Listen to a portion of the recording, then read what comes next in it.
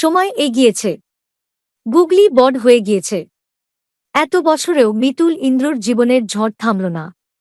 জীবনের শুরুর দিন থেকেই তাদের লড়াই জারি। সৎমা এবং ভাই রণর চক্রান্তের জেরে নিজের সন্তানকে হারায় ইন্দ্রজিৎ। স্ত্রীরও দুর্ঘটনায় প্রাণ যায়। তারপর জীবনে আসে মিতুল। তাকে নিয়েই বর্তমানে ইন্দ্রর জগৎ। এই হল খেলনা বাড়ি সিরিয়ালের মূল গল্প। পরিবারের সব সমস্যা সমাধান করতে মিতুল একাই সিদ্ধহস্ত, আর রণ তো তার চিরশত্রু। পর্দায় যারা একে অপরকে সহ্য করতে পারেন না, বাস্তবে তাদের সম্পর্ক কেমন? শট শেষ হলে ইন্দ্রের সঙ্গে সমীকরণ ঠিক কেমন? সেই সব কিছুর খোঁজ নিতে আনন্দবাজার অনলাইন পৌঁছেছিল খেলনা বাড়ির সেটে।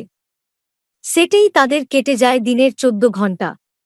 বেশিরভাগ সময়টাই যদি সেখানে কাটানো হয়, তাহলে সহকর্মীও পরিবার হয়ে ওঠে। তাই তো দুপুরের খাওয়া দাওয়া যদি একসঙ্গে না হয়, মন খারাপ হয়ে যায় মিতুলের। সিরিয়ালে যতই বয়স বেড়ে যাক না কেন, আদতে তো মিতুল দ্বাদশ শ্রেণীর ছাত্রী। তাই নতুন চরিত্রদের আগমনে আরও খানিকটা মজাই হয়েছে তার। মেয়ে গুগলিও এখন বড়। মিতুল ওরফে আরাত্রিকার কথায়, না, এখানে কারো বিবাদ নেই। আমাদের হাসিখুশি পরিবার। শট বন্ধ হলেই রণ দাদার সঙ্গে কিন্তু দারুণ আড্ডা জমে। তবে অস্মিতাদি না থাকলে একটু মন খারাপ হয়।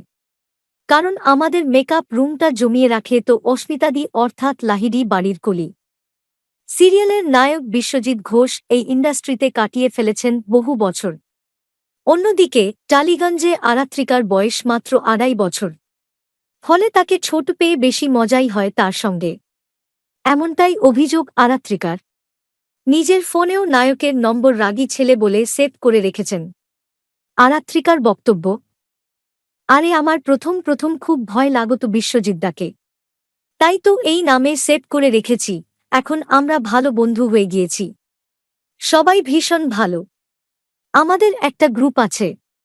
বর্তমানে খেলনা বাড়ি সিরিয়ালের টিআরপি অনেকটাই কমেছে। তবে টিআরপি তাদের মেজাজে কোনো পরিবর্তন আনে না, এমনটাই দাবি আরাত্রিকার।